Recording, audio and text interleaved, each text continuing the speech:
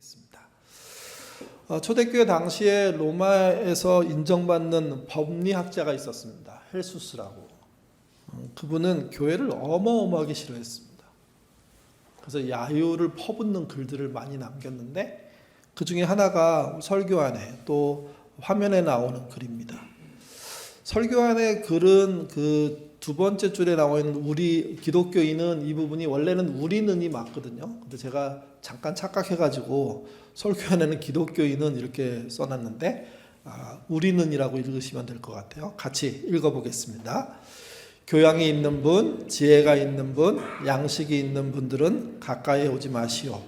우리는 교양이나 지혜나 양식을 악이라고 생각하고 있기 때문입니다. 하지만 무지한 인간, 양식이나 교양이 없는 사람, 바보와 같은 인간이라면 아무 염려 말고 어서 오십시오. 켈수스라는 사람이 기독교를 본 시각입니다. 이 사람 입장에서 기독교는 이렇게 중동에 있는 망한 나라거든요. 로마에 의해서 지배된 나라니까 식민지죠. 요즘 우리가 이해하는 말로 해보면. 그러니까 식민지라는 나라 자체는 지배한 나라 입장에서는 아무리 좋게 보아도 별 볼 일 없습니다. 또 하나는 그 유대인들, 이스라엘 사람들이 모여 사는 곳에서 기독교는 뭡니까? 이단이죠. 요즘 이게 그 이단들이 그런 말 하더라고요. 예수님도 처음에 이단이었다고. 그러니까 자기들이 진짜라고 막 이렇게 얘기하는데 말도 안 되는 이렇게 억지를 쓰는 거고요. 주님이 오셨고 그분의 나라가 시작됐었고 교회들이 퍼져나감에도 불구하고 유대인의 입장에서는 이단이에요. 자기들의 그 유대교를 근본적으로 흔들어 버리는. 그래서 결국은 예수님을 그들이 죽일 수밖에 없었던 이유가 유대교가 흔들리니까. 이러다가 자기네 근본이 없어질 것 같으니까. 사실은 유대교가 죽어야 제대로 된 신앙으로 거듭날 수 있는데 그렇게 못하죠. 그러니까 그런 보고를 로마 사람들이 유대인들을 통해서 계속 들어요. 이상한 애들이 있고 사고치고 있고 문제 많은데 이제 로마까지 퍼져나가고 있다고. 그러니 이들을 발본세본해야 된다고. 그래서 어마어마한 박해가 시작되죠. 이게. 그래도 안 줄어드니까 이상한 소문이 퍼져요. 제가 몇 번 말씀드렸는데 성찬식이라는 게 그분의 살과 그분의 피를 먹는 거잖아요. 근데 또 그것을 좀 앞으로 가면 유월절이라는 것과 연결되거든요. 어린 양을 잡아서 그것의 고기를 먹고 그날 포도주를 먹고 이런 식의 행사를 하게 되는데 이 전체가 연결되면서 어떤 거짓말을 누가 만들었는지 모르겠지만 만들어냅니다. 그때 나온 말이 기독교인들은 인육을 먹는다. 사람의 피를 마신다. 라는 이상한 소문들까지 퍼뜨렸습니다. 이게 유대인들이 그럴 수도 있고요. 로마 사람들이 그럴 수도 있습니다. 어쨌든 1세기부터 3세기 사이에 예수를 믿는다는 건요. 인육을 먹는 사람이란 오해를 받는 거였어요. 사람의 피를 먹고 마신다는 오해를 받는 거였어요. 로마의 지식층들이 수없이 야유를 퍼붓고 멸시하고 그러다가 걸리면 믿는 사람이 드러나면 심지어 불타 죽게 되는 일들이 벌어지는 그런 거였죠. 그런데도 늘어나는 거예요. 그런데도 믿는 사람들이 여전히 있는 거예요. 그러니까 이제 야유를 퍼붓는 글들이 막 쏟아지는 거죠. 그래서 교양 있는 사람들, 지혜 있는 분들, 양식이 있는 분들, 기독교에 가까이 가는 건 말도 안 된다. 그건 교양 없는 짓이고 양식이 없는 짓이고 악을 따라하는 것이다 하는 이야기들을 했던 겁니다. 교회는 쉽게 크지 않았습니다. 우리 교회를 향해서도 어떤 분들이 그냥 넙죽 큰 것처럼 얘기하는데 우리 그렇지 않았잖아요. 긴 시간 어려움을 겪으면서 크잖아요. 초기 교회도 똑같았어요. 이런 누명을 쓰고 이런 오해를 받고 박해를 받으면서 크거든요. 근데 이제 이런 현실에 대한 바울의 받아들임이 되게 독특합니다.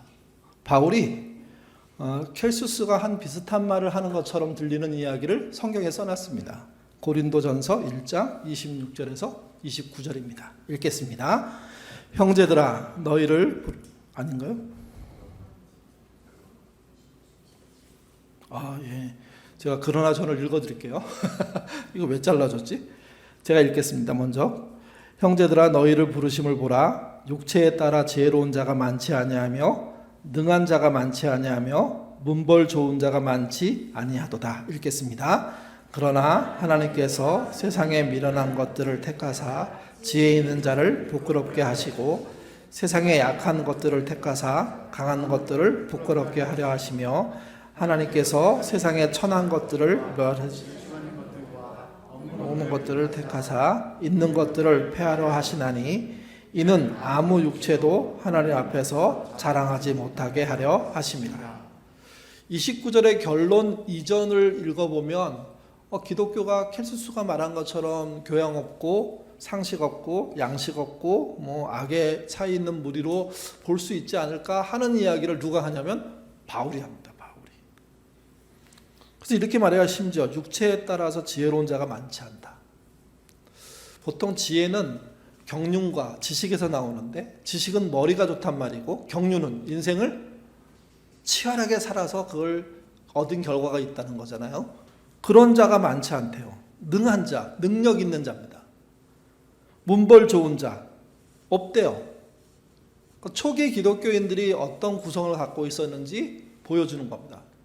아주 소수의 지식인 또는 문벌 좋은 자가 있었고 나머지들은 가난하고 어렵고 병들고 힘든 사람들이 주류 있다고 보면 틀림이 없습니다.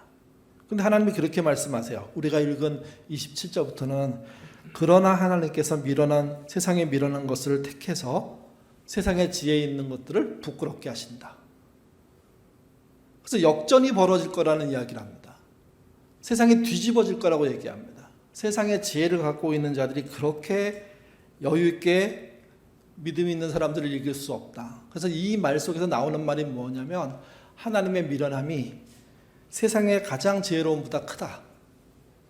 하나님의 미련해 보이는 하나님 안에 미련함이 없죠. 근데 그 중에 가장 미련한 것이 세상의 가장 지혜로운 것보다 크다. 세다. 능력 있다.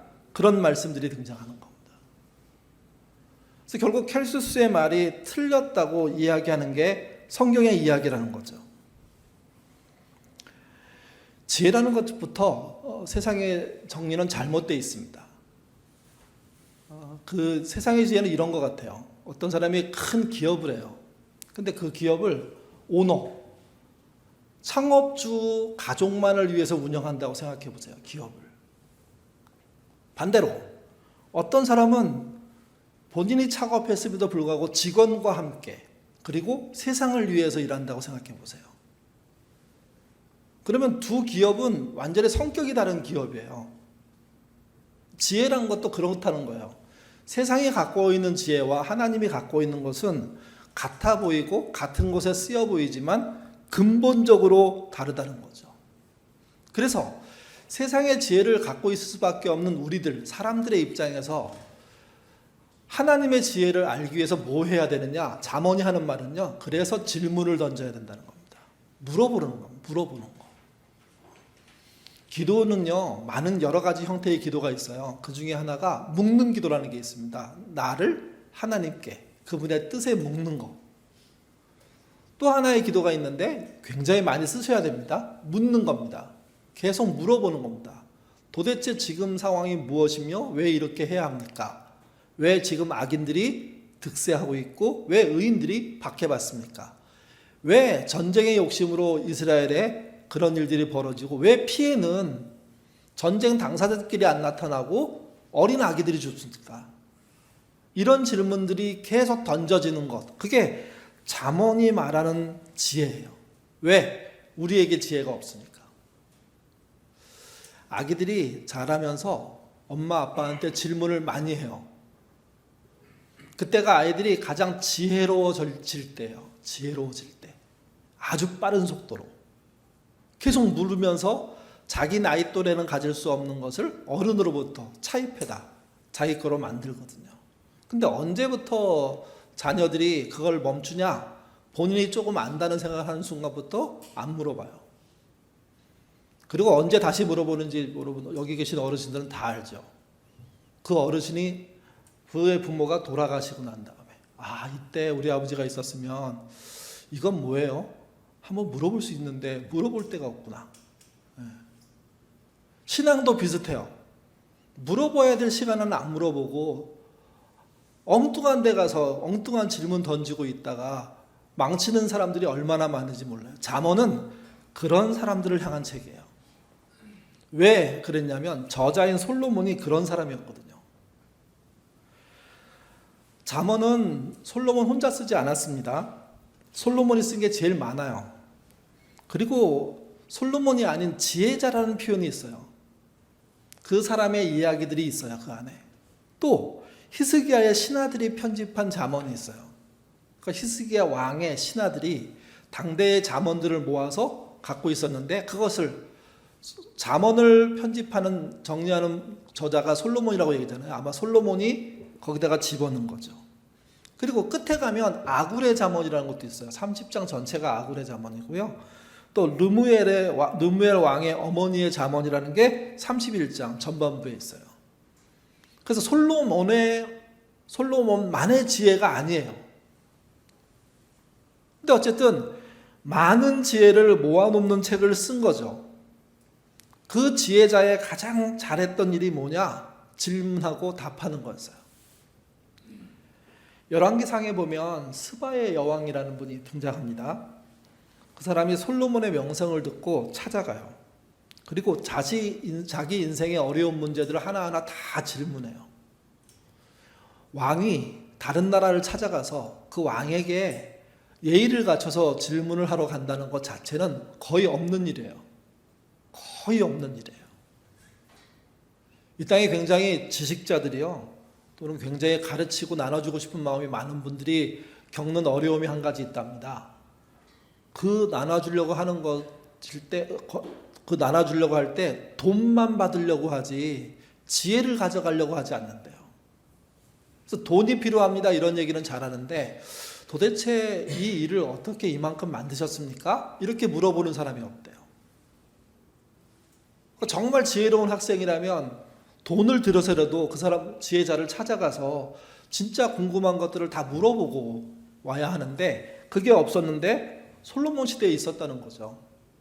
그리고 찾아간 스바의 여왕은요, 솔로몬이 한 건축에 대해서 질문하고요, 그가 한 여러 가지의 말들에 대해서 하나하나 따져 묻듯이 다 따져 묻습니다.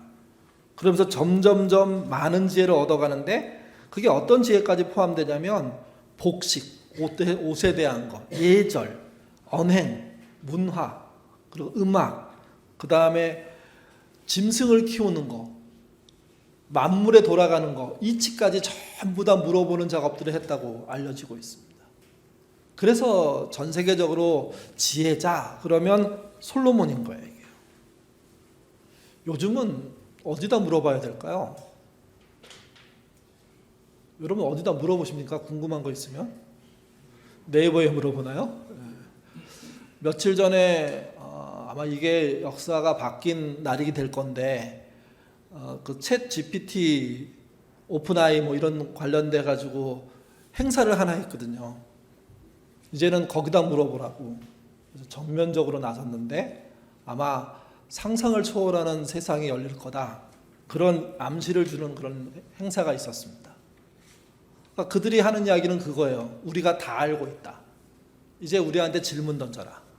우리의 개발한 이 프로그램이 답을 해주기 시작할 거다. 뭐 챗 GPT는 다 들어보셨죠?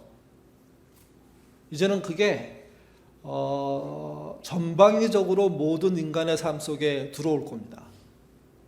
그래서 이제 미안한 이야기인데 코딩 같은 거 이제 못해도 됩니다.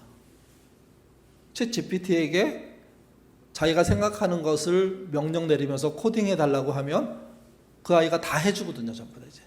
그러니까 컴퓨터 프로그래밍 요즘 개발자들 막 하고 있잖아요. 아마 직업이 다 없어질 겁니다. 질문을 받는 창이 새롭게 생겼습니다. 그러니까 과거의 질문의 핵심은 솔로몬과 같은 사람이었어요. 이제는 그게 아니라 컴퓨터가 만드는 세상이라는 거죠. AI라는 거죠. 이게. 이 시대에 과연 진짜 하나님의 지위는 견딜 수 있을까 궁금합니다. 저는 믿지만 얼마나 많은 사람들이 챗 GPT에게 물어보고 거기를 쫓아갈지 걱정입니다. 사실은.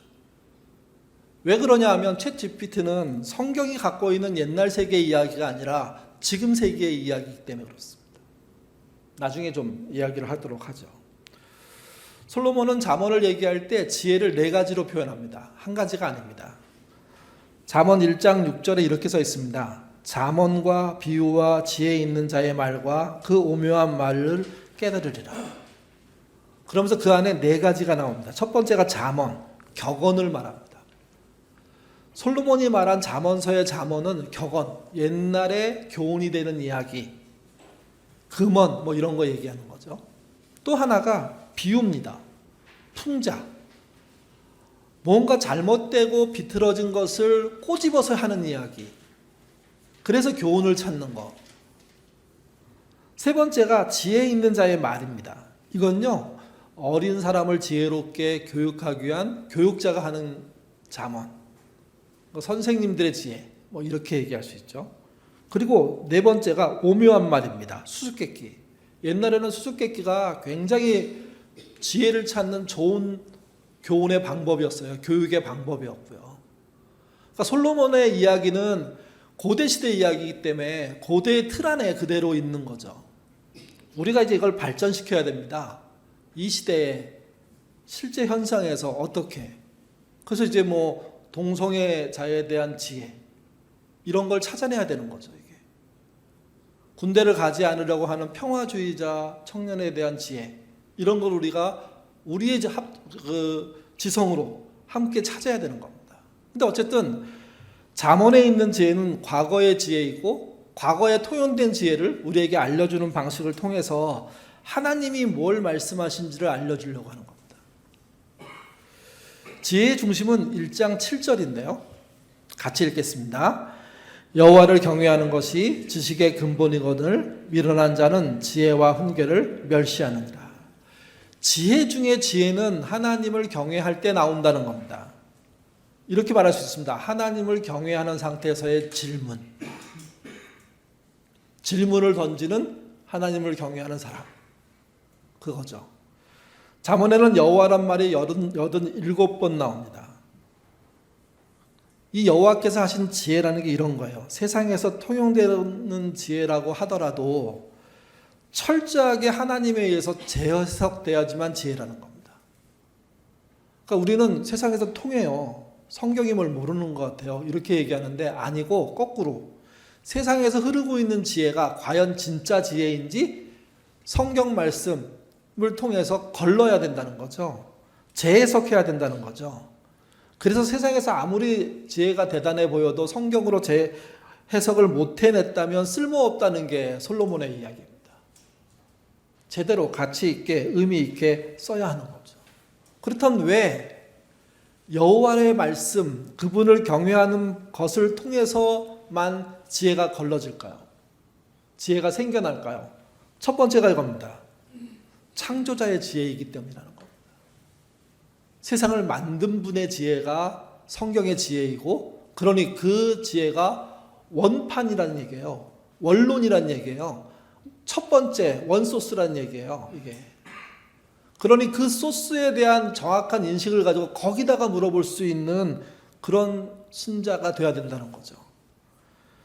잠언 3장 19절에서 20절 말씀 같이 읽겠습니다.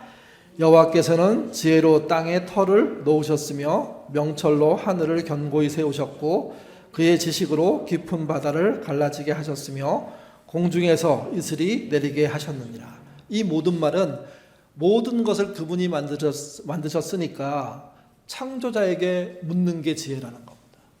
잠언의 지혜가 그겁니다. 예를 들면 이렇습니다. 하나님이 태양을 만드셨어요. 빛을 만들었다 할 때 등장하잖아요. 그러면 태양을 만들었을 때 태양만 덩그러니 만들어 놓지 않았어요. 태양의 밝음과 어두움이라는 흐름을 우리에게 주셨어요. 그게 낮과 밤이 되죠. 낮과 밤이라는 것을 통해서 우리가 이 세상에 하고 있는 일이 엄청나게 많아요. 식물의 광합성, 물의 증발과 순환, 색상이 얼만큼 다양하게 만들어져 있는지에 대한 그 색감, 또 그것을 응용해서 만드는 옷이나 미술 작품이나 그 밖에 다양한 패턴들, 그것에 따른 흐름들. 그러니까 태양을 하나 만들었다는 이야기는 그분이 나머지 태양과 관련된 모든 것의 지적인 설계를 완성시켰다는 의미예요. 물론 나중에 사람들이 발전시킨 게 있죠. 그래서 원소스를 제공한 창조자의 지혜가 가장 근본적으로 중요한 것이고, 그분이 왜 그것을 그렇게 만들었는지에 대한 질문을 던지는 게 잠언의 지혜를 갖는 지혜라는 거죠. 이 지혜에 대한 동의가 없으면 그 다음 단계로 못 가요. 그 잠언의 지혜는 창조자의 지혜예요. 두 번째가 그 창조자의 지혜를 어떻게 얻을 수 있느냐? 여호와를 경외하면 얻을 수 있어요. 경외란 말이 이런 거 아닙니까? 심히 떨고 무서워하는 거. 왜 그러냐? 그 존재가 나라는 존재하고는 비교할 수 없을 정도로 위대하고 비교할 수 없을 정도로 대단하기 때문에 그 앞에 서면 스스로 두려움에 떨게 되는 거죠. 때로는 놀라기도 하고 때로는 슬퍼하기도 합니다. 아, 이젠 죽었다. 이런 느낌이 드는 거거든요, 이게. 그런 마음으로 창조자를 대할 때 그분이 주시는 지혜는 세상이 얻는 지혜하고는 상대할 수 없이 큰 힘과 능력을 가질 수밖에 없다는 겁니다. 잠언에서 여호와를 경외하는 건 이런 의미입니다. 스스로 지혜롭게 여기지 않는 겁니다. 지혜의 근원을 어디로 보는 거죠? 그분께. 또 악을 미워하는 겁니다. 악과 싸우는 겁니다. 떠나는 거라고 표현하는데요. 그리고 하나님을 반역하는 자들과 사귀지 않는 겁니다. 하나님을 반역한다는 의미는 하나님을 전문적으로 반역하는 그룹과 사람들이 존재해요, 이 땅에. 거기랑 같이 가서는 안 되는 거예요. 거기랑. 악을 밥 먹듯이 행하는 사람들과 친구 먹을 수는 없잖아요. 세상을 망치는 사람들과 함께 일할 수는 없잖아요. 거기선 나와야죠. 거기선 나와야죠. 근데 심지어 요즘은 자유의지라는 그런 입장에서 보면서 뭐 그래도 괜찮다. 그래도 교회만 나오면 된다. 여기는 문제가 있습니다. 그러니까 악을 미워하고 악에서 떠나는 것, 악을 주로 행하는 반역자들과 함께하지 않는 것, 그게 여호와를 경외하는 거거든요. 그런 상태에서 질문을 하나님께 던지는 겁니다. 성경에 이런 말씀이 있습니다. 잠언 10장 27절인데요. 같이 읽어 나오나요? 제가 읽어드릴까요? 다음에 없나 보네요. 제가 읽겠습니다. 10장 20절 이렇게 말합니다. 여호와를 경외하면 장수하느니라. 그러나 악인의 수명은 짧아지느니라. 우리는 이게 예수 잘 믿으면 장수해. 그러는데 예수 잘 믿고 단명하는 분도 계시잖아요. 그래서 헷갈려요. 그 말은 이런 말이에요. 여호와를 경외하면 장수하는 사람들이 있지만 사실은 단명하는 사람도 존재해요. 병에 걸리고 사고에 죽는 사람도 있어요. 아깝게, 진짜 아쉽게. 그러니까 잠언 10장 27절에 나와 있는 경외하면 장수한다는 말은 잘 믿으면 무조건 오래 산다는 뜻이 아니에요. 악인의 수명이 짧아지느라. 그것도 우리가 그냥 눈으로 보는 물리적인 현상으로만 이해할 수 없어요. 왜냐하면 악인들이 더 악하게 오래 살잖아요. 거기에다 돈까지 많으면 그 돈의 능력으로 생명을 본인들이 언제 죽을지를 정하잖아요.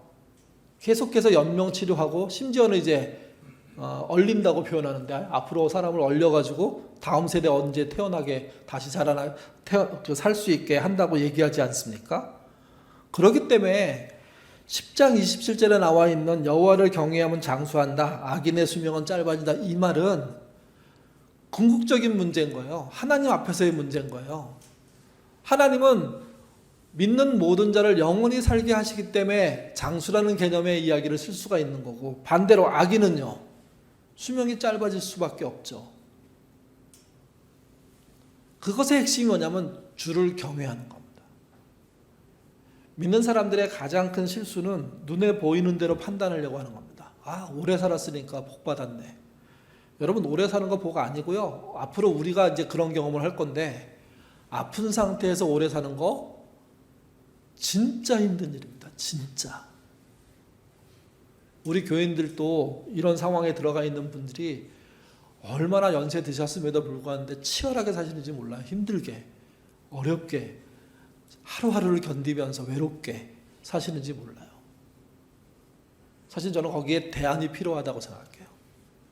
우리 안에 있는 어르신들이 함께 이 지겹고 힘들고 외로운 세상을 어떻게 하면 잘 살아볼까? 어떻게 믿음 안에서 주를 경외하면서 정말 자기의 늙음을 원망하지 않고 하나님을 높이면서 살 수 있을까? 이거 대안 찾아야 돼요. 이거. 이런 대안의 세계를 아직 우리 이전 세대는 그 누구도 경험해 보지 못했어요. 이제 우리가 경험하는 거예요. 5년 전만 해도 교회 어른들이요, 80 살면 징그럽다고 막 얘기하셨어요. 지금은 몇 세까지 살려고 생각하시는지 아세요? 다 확인해 보지 않았지만 대부분 충분히 100세까지는 가실 거라고 생각하세요. 90세, 100세까지는. 그러면 여러분, 그 시간이 외롭고 병들고 고통 속에 있으면 그게 지옥이죠, 사실은요. 그걸 어떻게 믿음의 사람들이 천국처럼 살 수 있는 방법이 있을까? 이거 교회적으로 생각해 봐야 돼요. 그리고 그 대안들을 찾아야 돼요. 그래서 그 어르신들이 정말 그분의 나라 갈 때까지 강건하게, 건강을 잃었더라고 하더라도 강건하고 서로의 유대감으로 해서 탄탄해지는 행복으로 가야 되는 거 아닐까, 그런 생각하게 됩니다. 그 핵심이 그분을 경외하는 거예요. 경외함으로 장수하게 되고 경외하지 않음으로 수명이 짧아지는 그 현실을 믿음으로 받아들이는 거예요. 잠언 끝에 제일 마지막 말씀이 이런 건데요, 31장 30절입니다. 고운 것도 거짓되고 아름다운 것도 헛되나 오직 여호와를 경외하는 여자는 칭찬을 받으리라. 여자에 대한 이야기로 끝나는 것 같지만 그렇지 않습니다. 모든 사람은 그분을 경외하는 것으로 칭찬받는 것이 인생의 끝이라는 겁니다. 마지막 세 번째는 하나님의 주권을 인정하는 것이 지혜예요. 그러니까 그분을 경외하는 게 지혜고, 세상의 현상으로 봤을 때는 하나님이 주권을 갖고 계시고 그분의 뜻을 알기 위해서 질문을 던지는 게 지혜라는 거죠. 우리 3장 5절에서 7절 말씀 같이 읽겠습니다. 너는 마음을 다하여 여호와를 신뢰하고 내 명철을 의지하지 말라. 너는 범사의 그를 인정하라. 그리하면 내 길을 지도하시리라. 스스로 지혜롭게 여기지 말라. 여호와를 경외하며 악을 떠날지어다. 7절의 말씀을 메시지가 이렇게 번역했습니다. 7절이 이렇게 말하거든요. 개역개정이 스스로 지혜롭게 여기지 말지어다. 메시지는 이렇게 말했어요. 다 아는 체 하지 마라. 그게 가장 그 사람이 망하는 핵심적인 이유라는 겁니다. 목사라는 사람들이 늘 앞에 쓰니까 저도 그렇고 많은 목사들이 착각해요. 본인이 늘 해답을 얘기해 줘야 된다고. 아니요. 모를 때 모릅니다. 얘기하고 우리 안에 누군가 지혜자가 있는지를 찾는 게 목사가 해야 될 일이에요. 근데 어느 순간부터 내가 다 대답할 수 있다는 착각 속에 빠져요. 그러면 그 사람의 지혜는 종료된 거예요. 나는 모르겠고, 그래서 나도 궁금하고, 그럼 우리 같이 하나님께 물읍시다. 이렇게는 가야 되는데, 더 전문가에게 물읍시다. 이렇게 가야 되는데 아니고 아는 채요. 그 아는 채가 결국은 모르는 소리거든요. 모르는 소리로 해답을 얘기함으로 인생을 망치는 거예요. 우리가 올 한 해를 마무리하면서 11월 이제 중순으로 가는데, 한 해를 마무리하면서 우리가 해야 될 근본적인 지혜 첫 번째가 뭐냐? 그럴 때 아는 채 하지 않고 묻는 겁니다. 하나님께. 여러분, 하나님께 물으면 즉각 답이 오는 게 아니에요. 우리가 아는 네이버나 다음이나 챗GPT나 질문을 집어넣으면 순식간에 답을 만들어서 우리에게 주는데, 그렇게 되지 않아요. 하나님의 지혜는. 그 질문을 던짐으로 더 생각하게 할 겁니다. 질문을 던짐으로 더 말씀을 뒤집게 할 겁니다. 질문을 던짐으로 내 안에 있는 아주 진솔한 욕망들이 나오게 할 겁니다. 그런 과정들을 통해서 내가 나를 잘못 이해하고 있었구나, 내가 나를 너무도 모르는구나 하는 깨달음으로 나를 이끌어가는 겁니다. 그러면서 하나님께 묻는 거죠. 그러면 어떻게 해야 됩니까? 그럴 때 주시는 감동과 말씀을 쫓아가는 용기, 이게 필요한 겁니다. 아는 척하는 사람들은요, 절대로 그렇게 하지 않습니다. 정답을 써놓고 정답을 이루려고 하죠. 그러니까 기독교 신앙에 굉장히 중요한 것 중에 하나가 뭐냐면 목표를 써놓고 이루어달라고 하는 게 아니라 나라는 존재가 지금 뭘 해야 하며 어디로 가야 합니까? 하나님께 묻는 겁니다. 솔로몬의 지혜는 거기 있는 거죠. 오늘날 교회들은 묻지 않습니다. 답을 정해놨습니다. 유대인들처럼. 그래서 망하는 겁니다. 오늘날 신자들도 답을 정해놓고 가고 있는 사람들은 망할 수밖에 없는 겁니다. 여러분, 정말 풀리지 않는 문제가 있지 않습니까? 차분히 하나님께 물으십시오. 뭐부터 잘못됐습니까? 어떻게 풀어가야 됩니까? 앞으로 어떻게 되는 겁니까? 이 질문을 놓치지 않아야 되는 겁니다. 많은 분들이 착각하는 게 번뜩이는 한마디로 여러분의 인생 모든 문제가 풀릴 거라고 생각하는데 아니요. 질문을 던지는 어느 과정 속에 그분이 개입하셔야지만 풀리는 겁니다. 그분이 주는 감동이 있어야지 풀리는 겁니다. 그리고 더 중요한 게 있어요. 감동과 지혜가 왔다고 하더라도 행동으로 안 옮기면 아무것도 아닙니다. 우리 교회 안에서도 응답이라는 것을 차원에서 봤을 때 가장 많이 응답받는 사람들은 행동하는 사람들이에요. 질문을 던지고 생각하고 얻은 지혜를 가지고 정말 나는 싫지만 그래 이대로 가야 되는 게 성경의 뜻이라면 한번 해보지 하고 하는 겁니다. 하고 난 이후에 깨닫습니다. 어느 목사님이 그러던데요. 자기는 개인적으로 필요한 돈을 하나님께 달라고 하면 주신 적이 없대요.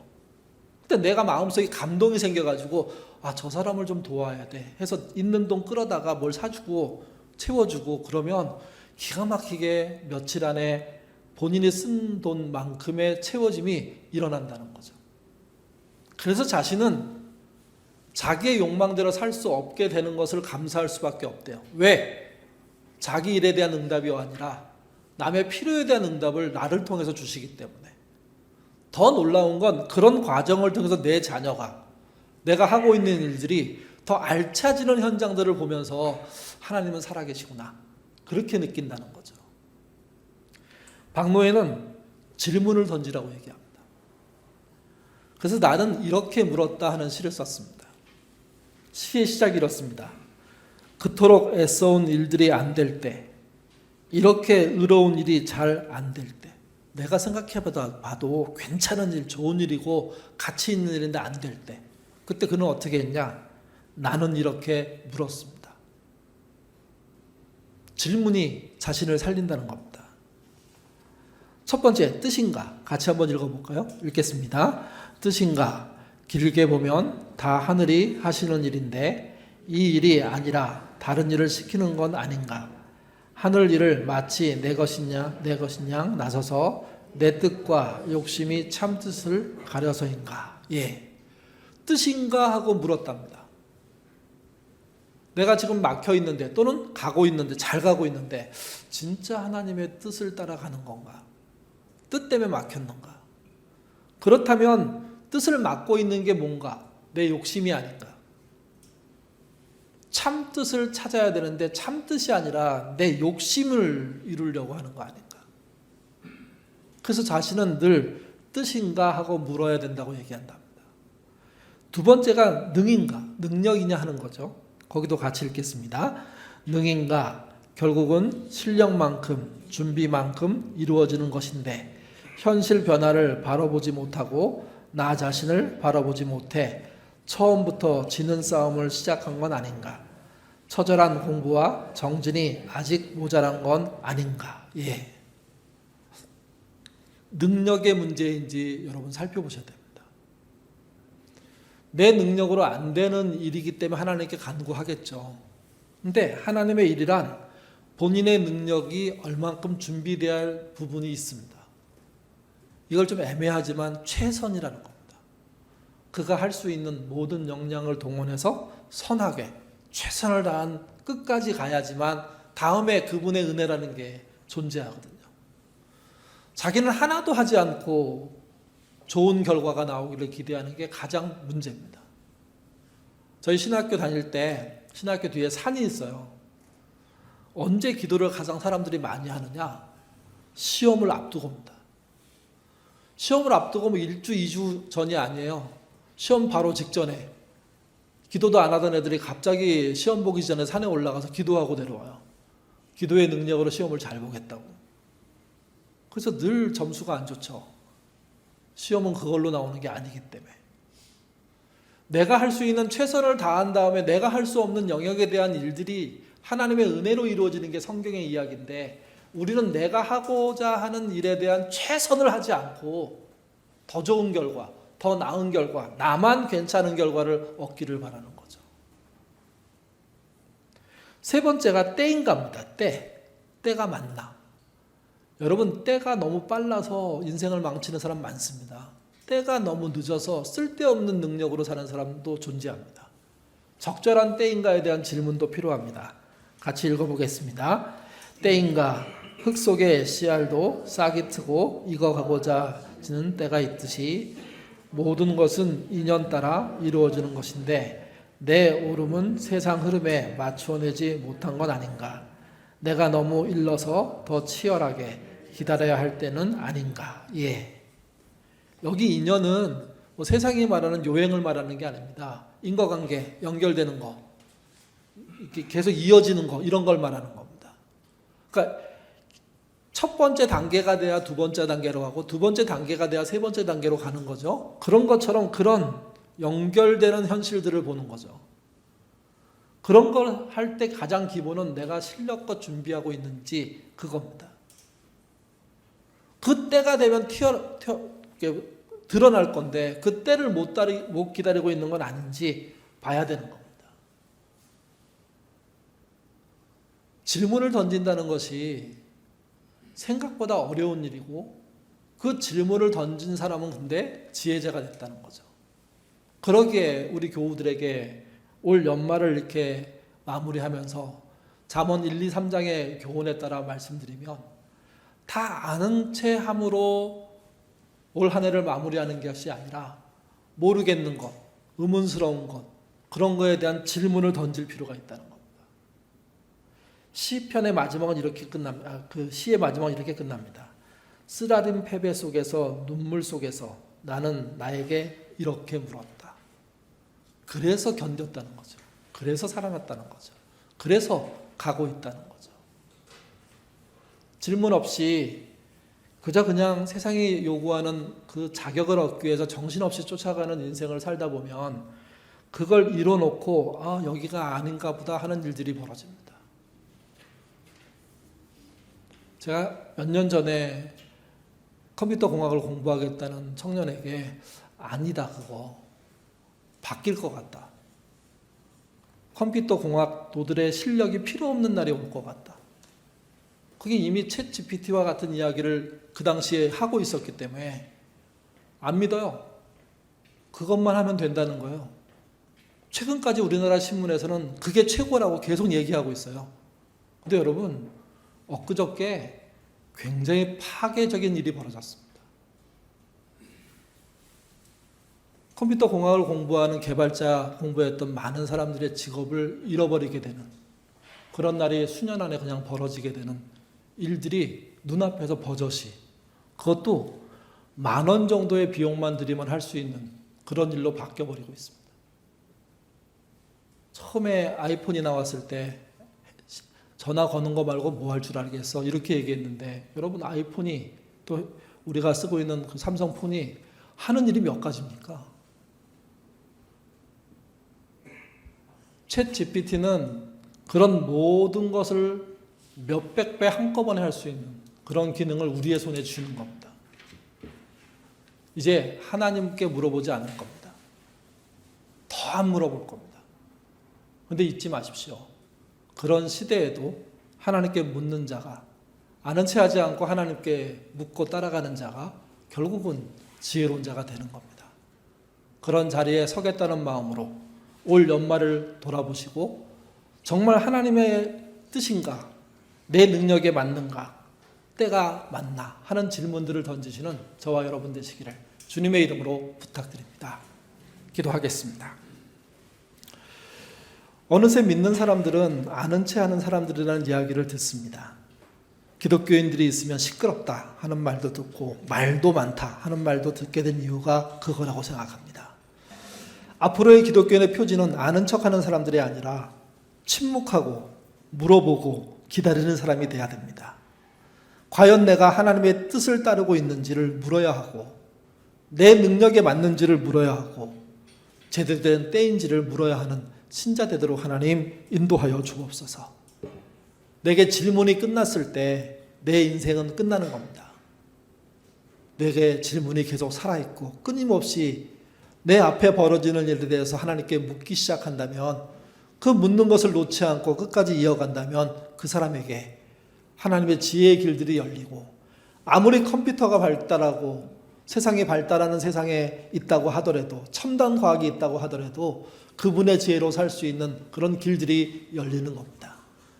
사랑하는 예인교회 식구들이 세상에 묻고 세상을 따라가는데 정신 팔려 살지 않게 도와주시고 하나님께 묻고 하나님의 때인지 내 능력에 맞는지 그리고 하나님의 뜻이 무엇인지를 물어보는 신자 될 수 있도록 인도하여 주옵소서. 하나님께 묻는 일은 어색한 일입니다. 답변이라는 것이 처음에 올 리가 없습니다.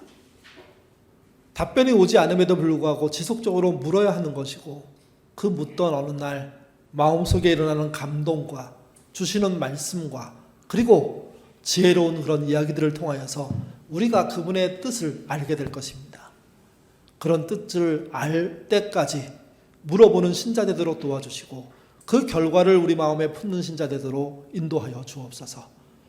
그러나 주님, 묻기에 어색한 신자들이 물으려고 할 때 그들에게 참을 수 있는 지혜 또한 허락하여 주옵소서. 잘 견디게 하시고 이기게 하셔서 마침내 물어보는 것에 대한 답들을 찾아내게 하시고 그 답을 쫓아서 인생을 사는 기쁨과 소망들 누리도록 인도하여 주옵소서. 그리고 그들이 갖고 있는 마음 아픈 질문들, 벽과 같은 질문들에 대한 해답들이 속히 나타나도록 인도하여 주시옵소서. 2023년 몇 주 남지 않았습니다. 이 한 해를 마감하면서 나는 과연 하나님께 묻는 지혜를 갖고 있는 사람인지 나 자신에게 물어보게 도와주시고 그 질문을 회복하는 그런 신자 되도록 인도하여 주시옵소서. 감사하며 예수님 이름으로 기도드립니다. 아멘.